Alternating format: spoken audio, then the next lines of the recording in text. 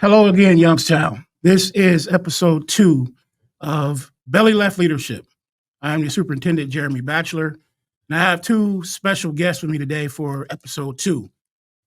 Remember, Belly Left Leadership is about doing the right things, knowing your assignment, and executing with a tenacious ferocity to get the job done. But that leadership philosophy extends beyond the football field where the philosophy came from into all aspects of leadership and the work that we do here in the district and leadership in our personal lives as well. So my guests here today have a lot of history here in the city of Youngstown, and I'm really excited to have them here. So my 2 guests are today, I have Mr. Guy Burney and Mr. Kevin Douglas. Mr. Guy Burney, and they'll tell you more about themselves, but Mr. Guy Burney serves as the Executive Director of the Community Initiative to Reduce Violence for the City of Youngstown.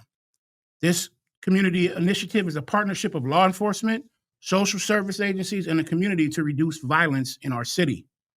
He is a prevention specialist, a diversity trainer for the Ohio Supreme Judicial College, a National Youth Mental Health First Aid trainer, and a faculty instructor at Kent State University. He's been acknowledged by the Vice President of the United States for his work in police and community relations. Mr. Burney lives here in Liberty, Ohio, with his proudest accomplishment being his family.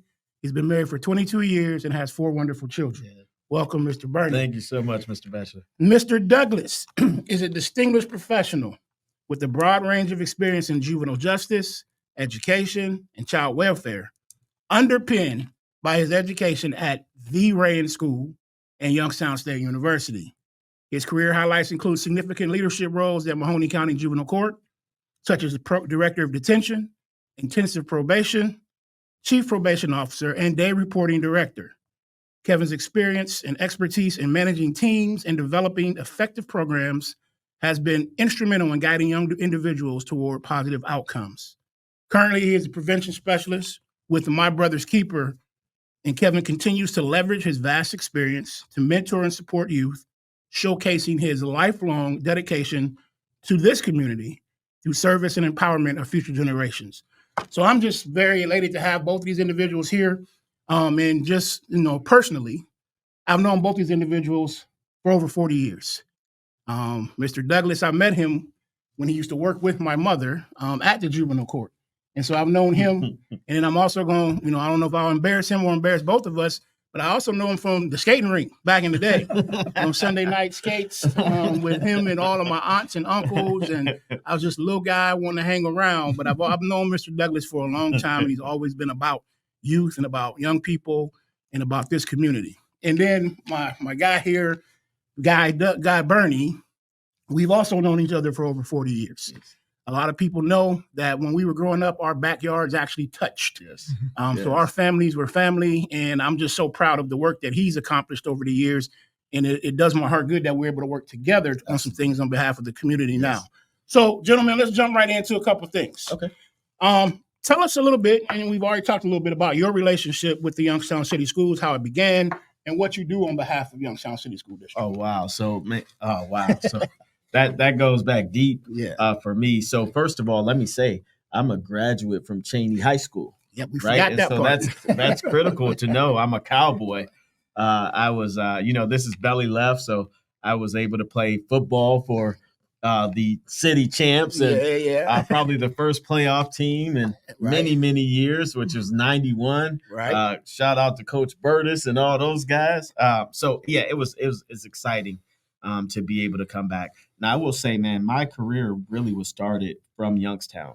Youngstown, when I was in high school, would do things like Panda and Hugs, and I had leadership camp, and that's where I learned leadership from teachers who were in this amazing district like Penny Signac and Linda Bohannon White. Gotcha. And all of those amazing folks. So they're my mentors. Okay. They took me to camp and like brothers like Brother Michael Wright. Okay. And just good people, man, who were just there for me as a young person. My village was amazing. Understood. And so they took us there, and I tell you what, once I finished school, was in college and living life, I ran into them. Okay. And they said, listen, guy, you were great in school. We think you'd be an amazing trainer. And so they took me under their wings, man, and took me all over the country, all over the state, all over colleges. And I got information on all the training and information I do now, like conflict management. I was a state trainer for the governor, and they were the ones that opened the doors for us. We were conflict management trainers for the whole state of Ohio for schools to do that process. So that's kind of where I started. And so superintendents, well before you, Dr. Webb, and all those folks, saw the benefit, and we began to work. My wife and I both, and we just began to work in leadership. And the thing wasn't anything major. It was putting time and building relationships with young people, right? And because that's the power. Because we believe that everybody has whatever they need on the inside to do their purpose. And so it's up to us as mentors and coaches and people who want to work with them to pull that out. And so that's what we've been doing for a very long time. Of course, we do some professional development with teachers, and that's very exciting because, again, this is my district. Absolutely. And so exciting, man. You are part of this district. Yeah. And so, Mr. Douglas, tell us about your relationship with Youngstown City Schools and what you have done or do on behalf of the district. So, in 2007, I retired from juvenile court, but I wasn't finished. I knew that it was something else that I had to do. And just like Mr. Guy said, Wendy Webb, John Allen sort of approached me and said, we have this perfect position for you because we know you love kids. And it was with the governor's initiative. Okay. And I was a linkage coordinator working with ninth grade kids. And I really took on the challenge because I was a challenge in the ninth grade. Okay. And somebody had to real, get right? me under control. Yeah. So I sort of know what it took. And I've been working with kids since I was 19. So I understand what they need. That program, it lasted about 3.5 years, and it was an excellent program.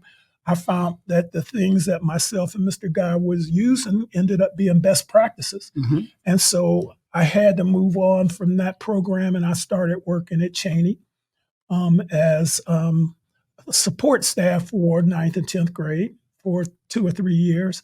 And then I connected with a fantastic principal, Debbie DeFrancisco, and she allowed me to do all the things that I've done in the past. She understood exactly what was needed.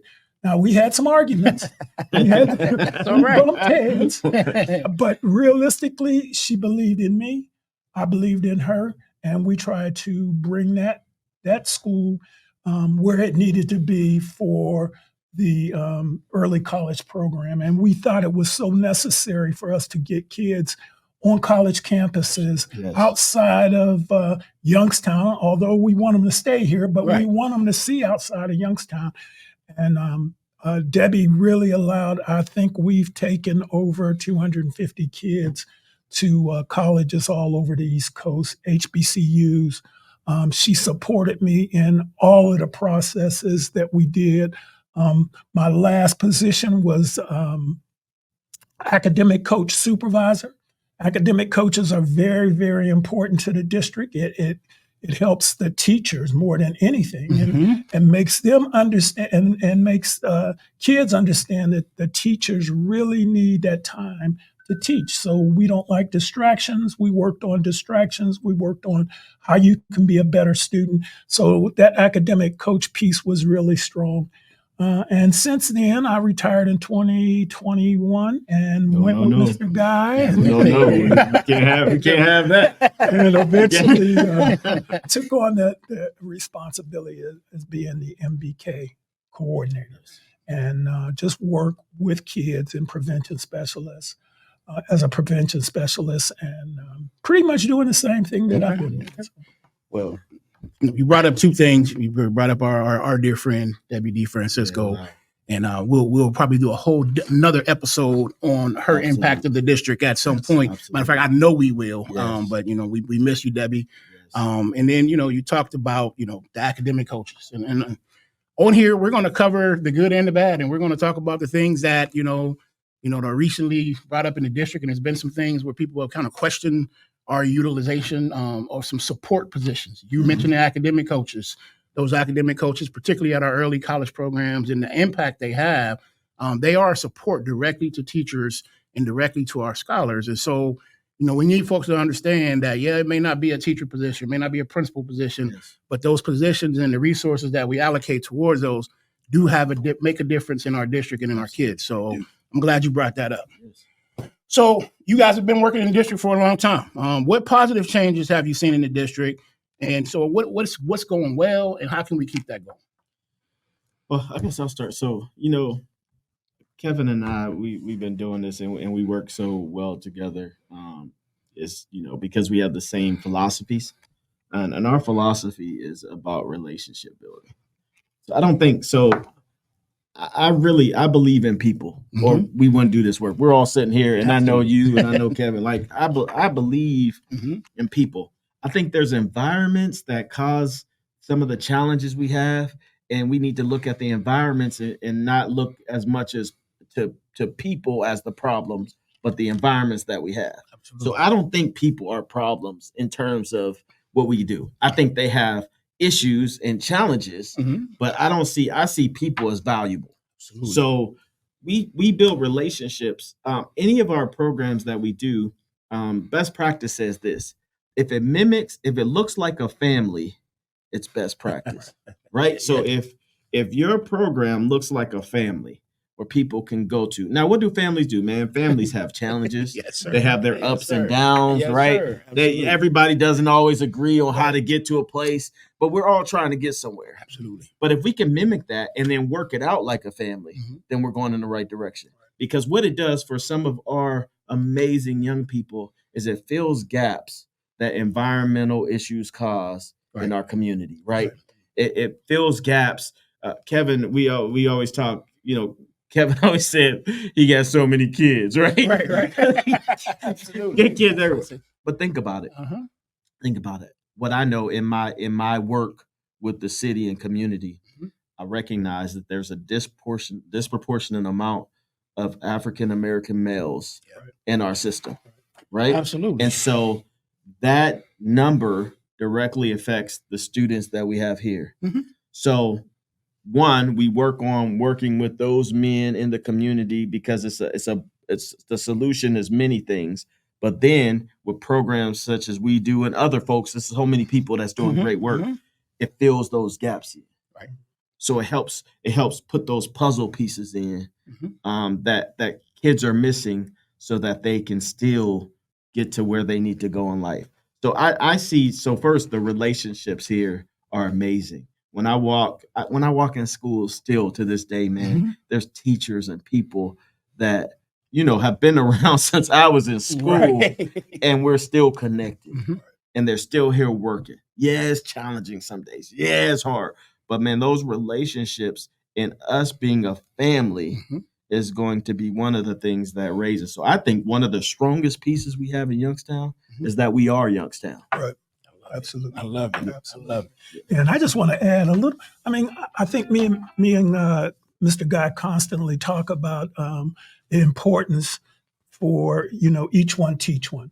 I think that's so important. In every process that I have created mentors to mentor mentors to mentor. So in MBK, we have college mentors, we have high school mentors, we have middle school mentors, and we have some elementary school mentors that can do the work that needs to be done. And I think sometimes we get away from the process of understanding that, we don't really, it would be great to have a mentor for every high school mentor. Right. But realistically, those college mentors, those high school mentors, they understand what it took to get through that process so they can help. They always have positive things that they can talk about.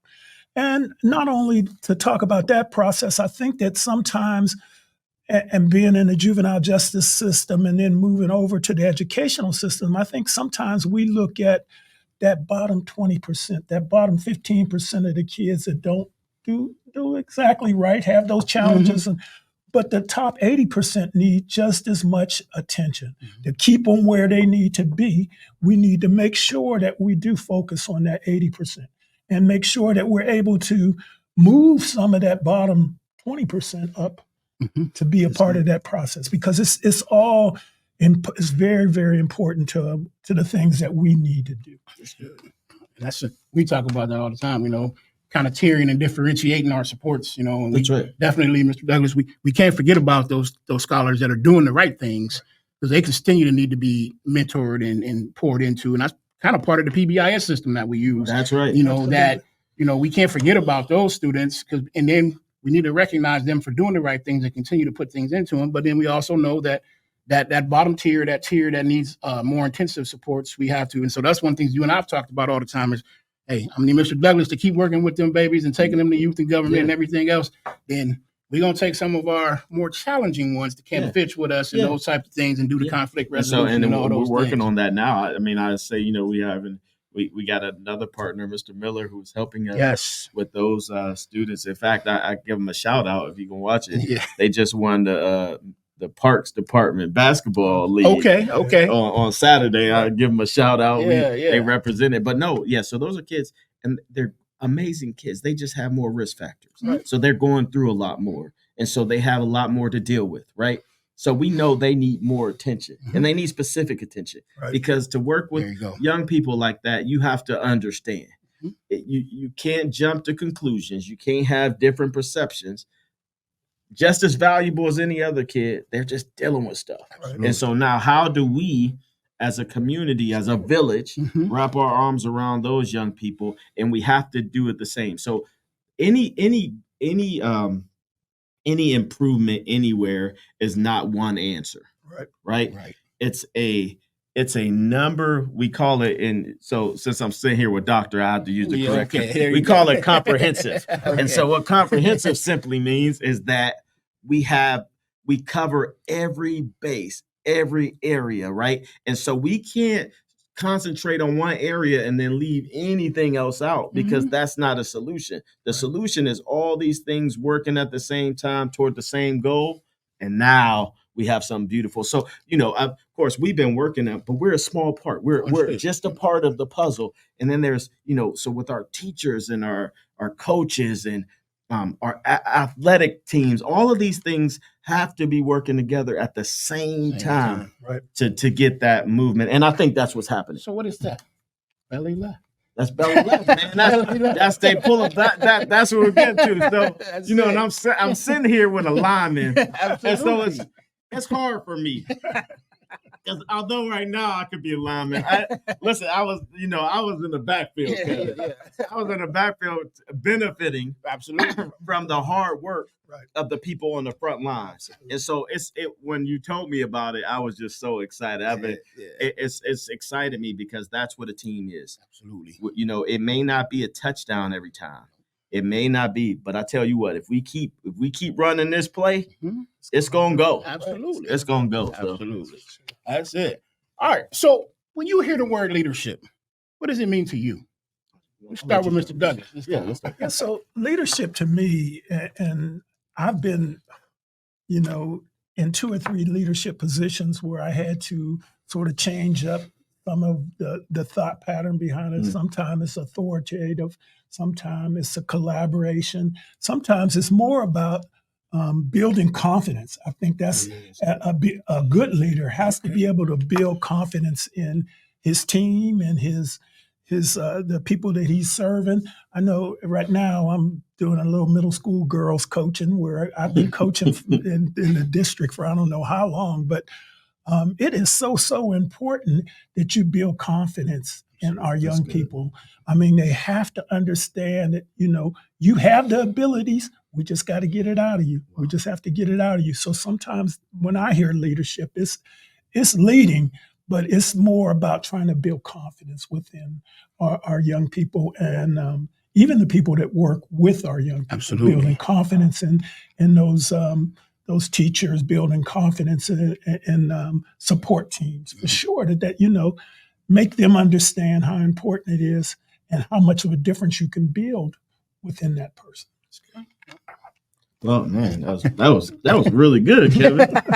Man, Yeah, hey. So, but I'll sum it. He hits this so well. But I think leadership is influence in your sphere, and so everybody thinks of. So right now, Mr. Batchelor, you're leading the whole district, and you're doing a fine job. By the way, appreciate that. Because that's that South Side. But anyway, he's doing a fine job. But what happens is everybody thinks of the leader as the top person, but that's actually leadership is wherever you are. If you have influence over anything and anybody, you're a leader. Absolutely. And so now I have to influence those folks around me, and it takes on different forms sometimes. Right. So a leader that is progressing and learning who they are can lead others because everybody is different. And I don't lead anybody the same way. Absolutely. Right? We know, like I have kids, man. I have 4 of them. And man, listen, I got to lead every single one of those wonderful young people I have in a different way. Absolutely. Right? I can't so my man, Will, my man, Will, he was just, man, he was easy. Like, I could look at that dude. Yep. And say, man, come here. And he's self-correct.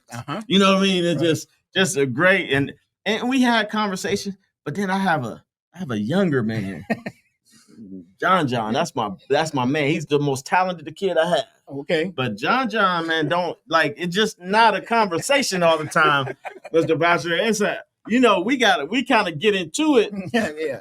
For him to understand but I direct him differently. Absolutely. Because I know my children. Right. And so leadership is knowing yourself and then knowing the people who is following you so that you can influence them properly. Absolutely. So just to add to, you guys have hit it all on the head. One of the things you talked about is what we talked about with a guy that we've had in the district working with our coaches. His name is Jack Slavinsky. Talks about style flexing. Yeah. You got to know your leadership style. You have to know who you are as a leader, but you also have to be able to flex your style to lead the people that you're leading. And that's so important. And we've done some leadership architect types with our principals, so they know who they are, what their strengths are, what their weaknesses are, and those types of things. So those things are so important. Absolutely. So talk to us about, so we're talking about belly left, and that's kind of my mantra, but I believe it applies to pretty much all leadership, as you've just already stated. But tell us about maybe your leadership journey and how you became a leader and developed as a leader. You mentioned already some of the people in your past, but tell us about your leadership journey and how it shaped you. So I'll tell you, that's why high school is so important. So man, when I was in high school, and I don't apologize about my faith, man. I'm a preacher's kid. Please don't. I'm a PK, man. Right. And so a lot of my leadership, I'll be honest, came from my congregation and my fellowship. But when I was in high school, man, I started a drama ministry out of my church at like 16. I didn't know that. So at 16, I was leading 30, 35 kids. Okay. And calling rehearsals and setting programs. And so what it allowed me to do is kind of just hone in. And so it just built from there. So, I have faith-based leadership that I've been in all my life. And then again, man, in school and college and in work, everywhere I worked at, I kind of just wanted to make sure I did my best so that I can progress. Okay. All right. So now I'm going to tell a little story. Y'all don't get me, but it's one of my favorite stories is a cat named Joseph. Okay. And so Joseph is this guy and he got brothers. Okay. His brothers was hating on him because his dad had a favorite. I think I heard this So I'm going to tell you, it's a little story. So anyway, Joseph's dad bought him something that he didn't get the rest of his brothers, and they were really upset with him. In fact, they were so mad at him that the storybook says they wanted to get rid of him. But instead of getting rid of him, they threw him in a pit. Right. And at the time, they threw him in this pit, man. Then they got rid of him and they actually sold the man. Like this is during times that people had slaves, and so they sold him to this guy, and he had to work for this guy. Now, if my family did me that wrong, and they was dirty scoundrels, and now I'm in a place I don't know, and I'm like, man, what am I doing here? I would have just kind of given up, I think, myself. But Joseph didn't do that. Joseph said, whatever position I find myself in, I'm going to do my best. And so this dude did his best and went from just a regular guy to running this whole guy's business, his whole house. Mm-hmm. Well, he got in trouble at the house. We won't talk about that. Right. It was over a woman, but you have to read that yourself. Right. Well, he got in trouble with the judicial system. Now check this out. Mm-hmm. He was one of the first people that was wrongfully accused. The man's wife said he was trying to make passes and he didn't. And so he didn't do anything wrong, but he got put in jail anyway. Well, man, this is messed up. This dude is in jail. What did he do? He said, I'm going to still be the best person I can be, even when I'm locked down. Mm-hmm. Ends up, this guy is running the whole prison from the inside. Right. Joseph, like he's over, the guards put him over everybody he was around. Leadership. Ends up getting out, helping some people, ends up being second in command in the country. Why? Because he didn't care where he was there. Right. His whole thing was, I'm going to do my best wherever I find myself and no matter what position I'm in. Absolutely. And so what that does is for us is that leadership isn't about your position. It's about your posture.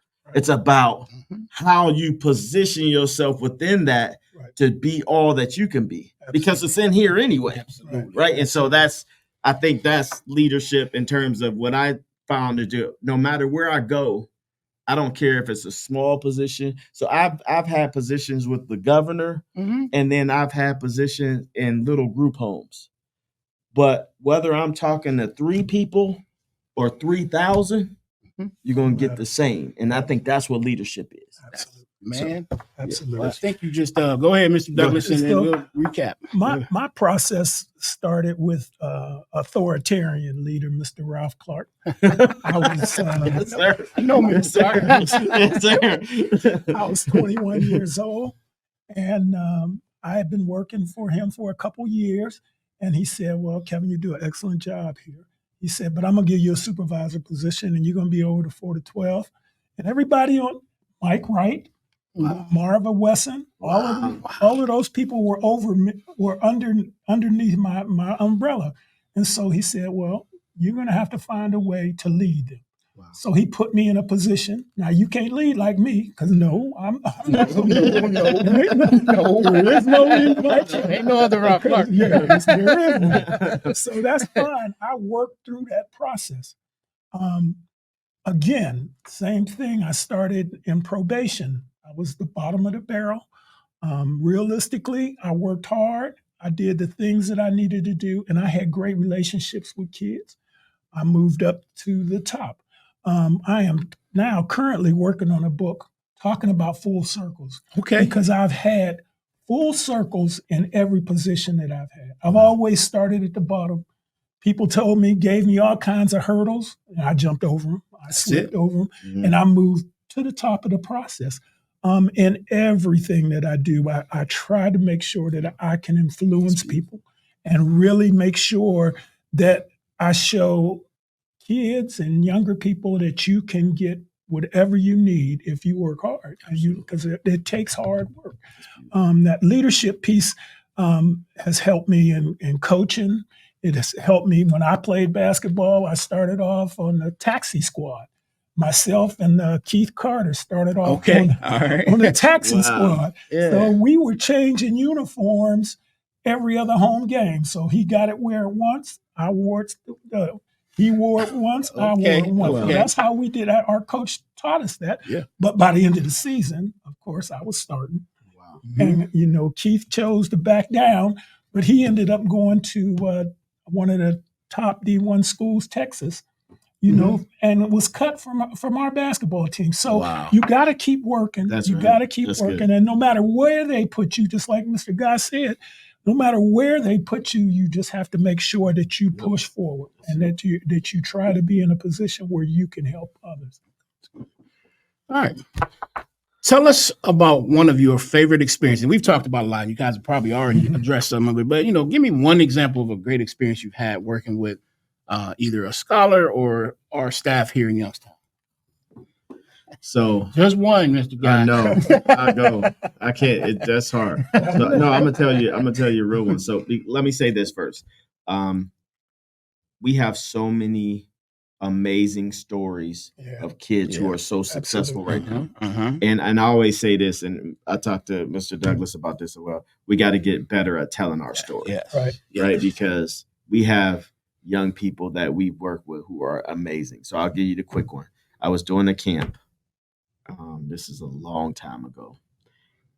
Me and my wife at Camp Quinania. This is before we were married, and we're doing it for a guy named George Serrano. Okay, That's my boy. This was the first kind of camp we did, and he gave us a chance, and it was wonderful. Young lady walked up to me, and she walked up to me and my wife and said, "You're my parents," and we were like, "No, we're not." I told you, man. So we went upstairs, we talked, and I said, "Let's take her on," because I just feel like in my heart we should be her mentor, coach. She said it as parents, but we know today it's just being a mentor, coach, absolutely. right? So because we can't replace somebody's parents, we know that. Right. So we took her on from like 6th grade to 12th grade. Kevin knows this young lady well, and we took her on, and we just everything she needed, we provided. Every program we had, she was there. She graduated the Rand school with a 3.8, got a full ride to the Ohio State University, graduated in 3 years with her undergrad, still had money left, got her master's in public health, and then went to law school at the Moores School of Law. Wow. She is now a trust attorney in Texas. Okay. And her husband is a PhD from the University of Texas. Right. I have two grandbabies, and they're doing well. She's from D-Rand, lived on the east side. Her name is Stephanie. Okay. Stephanie is that's my heart. She's still my baby to this day. Absolutely. And but she's a product right out of this, and she's doing tremendous work. I could tell you 100, 200 more kids who are doing the same thing, but that's one of my favorites. We're gonna need to get in touch with Stephanie and have her get back to the district. Yes. So Mr. Douglas, mine is going to be a little bit closer to the process. I'm going to say her name, and it rings bright all over Youngstown because she has helped us mentor constantly. No matter what it is, she'll get it done as Alisia Thomas. Yes. So in the 6th grade at Rand Early College Middle School, I had students build on goals, on what school they wanted to go to, what they wanted their major to be. So when in the 6th grade, we started working on that because we thought, myself and Debbie thought, this was what's needed. They need to understand where they're at. Even in the 6th grade, where you can change your mind, but you got to have a goal. You got to have something to work toward. And in the 6th grade, Alisia wrote the most impactful report for what I needed to see at the time to help me drive all of the 6th graders. absolutely. And she said she wanted to get in Young Scholars. She said she wanted to graduate from Rand Early College High School and go on to Ohio State in Young Scholars, successfully graduate in 2 to 3 years, and then go ahead and get accepted to the master's program. And the route that she took was exactly that. She was just accepted 2 weeks ago to the master's program at Ohio State. So she went through the process, 4.0 in middle school, 4.0 in high school, excellent job in college, and now is getting ready to attend the master's. And she works with our program directly as an advisor. So she is a perfect example of when you give kids confidence and you really instill that into them. And me, her family, everybody made sure that she got what she needed to be successful. And she has really done some fantastic job. Let me just say this. We have a young lady that's working with us right now. Yes, Tiaja Sims. Okay. She came through our program. Mhm. She is working with MBK, National MBK right now. All right. And she's actually in your schools as a substitute. She does work with girls. She is amazing. Joshua Triplett is coming in town on Thursday. Okay. He's in the movie 57 Days with Jesus, and he's coming to do a showing. And he is a Youngstown City Schools project. That young man sat in leadership with all of us. And these are the things that our young people are doing. So there's so much value, so much. Again, we can go on, but I just wanted to mention those. It's amazing, man. Listen, that's what you said it earlier. We have to tell our own story. We have to write our own story. And I mean, there's so many great things happening here in this city and have been happening in the city. You know, I tell people all the time, I've moved away from Youngstown twice and moved back twice. Wow. So what does that tell you? There's no place like home, and there's something about this place that's special. You know, even though we have our challenges, we own that, but there's something about it. You know, just the two of you that I've known for over 40 years to be able to work with you directly, and know that you're pouring into our scholars and into the entire city, not just the students in Youngstown City, but you know, that's my charge right now. Right. And so, you know, that's where my heart is at. So I appreciate you guys. I guess before we end, I want to ask you, do you have maybe any last reflections or stories that you want to tell about leadership or about work that you're doing in the community to leave with our listeners? I think that one of the things that what MBK has allowed me to understand is that, you know, the students that we work with at this time is probably about 200. But our goal is always population changing. So we want to change the systems and help the systems that need help. MBK's main goal is to try to help systems get better. And some of the things that we've done that has been successful with a lot of our high school kids, 90% of the kids that are involved with MBK are moving successfully through the process. So they actually they improve in every avenue that they're involved in, their grades, their attendance. So we try to make sure that we promote those things. My youth and government program, I'm so proud of that program. You know, we started back in 2015 and we've taken over 200, 300 kids to youth and government. We got announced the mock trial piece last year that we took our 7 kids from Youngstown Early College. They did a fantastic job, and we got another team that we can take this year. So it's really been a lot of positive things. I wish I could name a bunch of them, but realistically, right now those 2 I think are probably one of the things that we really have focused on. Even me leaving the district, I just never can leave. You've never left the district. You're still connected. I'm still working with our kids. So I'll leave with this. Mr. Douglas and I always say choices are long-lasting and life-changing. And so I'll just leave with a story. You know me. So little girl and her grandfather gave her a watch. I said, man, this is from your grandfather. It's over 200 years old. He said, I want you to go down to the pawn shop and tell me how much he's going to give you for this watch. She said, okay, Dad. So he went to the pawn shop. He looked at it. He said, sweetie, this is a very nice watch. I'll give you $25 for it. Right. He said, she went home and said, Dad, he said $25. He said, okay, why don't you try the jeweler? Take it down to the jeweler. He took it down to the jeweler. He looks at it. He goes in the back and grabs his magnifying glass and look. He's like, wow, this is a really nice watch.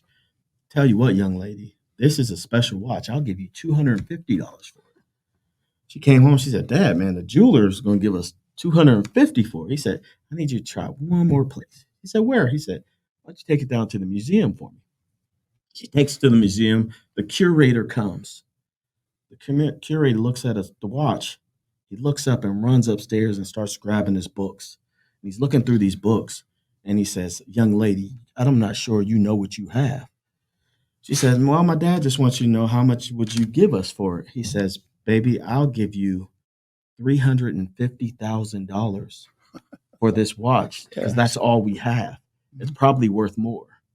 She went home. She's excited. She says, Dad, this guy is going to give us $350,000 for this watch. He looked at his daughter. He says, be careful of the people and places that you let value you. Yes. I'm telling the folks in Youngstown, we have to be careful of who we let assign our value, right? Because if you go to the wrong place, your value won't be what it really is. And so we need to assign our own value and not let the outside do it, because we know what we have and who we are. That's it. Well, let me say, I had a bunch of stuff that I was going to end up with, but I'm not, because he just ended it. He just dropped the mic. I mean, and I'm talking about dropped it, because that is exactly what I've been saying since I took the job as superintendent. We write our own story. We write our own narrative. We assign our own value. And, you know, there's some people that are here to help us and support us, and there's some other ones that maybe are not. But let's write our own. Let's value our own. Let's work together. So again, I want to end with thanking Mr. William Guy Burney, Mr. Kevin Douglas, gentlemen that I consider friends, and I don't assign that task and that title to too many people. But these are individuals who have done great work in Youngstown. They've been a part of my leadership journey, whether they know it or not. And I'm just appreciative of them taking the time to be here today and continuing to work in conjunction and partnership with our district. And so I'm going to end with just belly left. You know the role, you know the goal. Keep running it until they stop it. And then we will be teasing and know that we're going to have, in the next couple of episodes, we're going to have special guests, Officer Malik Mastella, as well as Chief Davis. And then we're also going to have in a future episode, relatively quickly, our district treasurer, Mr. Brian Schiraldi, who is definitely a leader in the district and, you know, works with me and closely with the board in regards to our district finances. And I want our community to hear the truth about our district finances. So belly left. Thank you again, gentlemen. Keep running it until they stop it. Thank you, sir.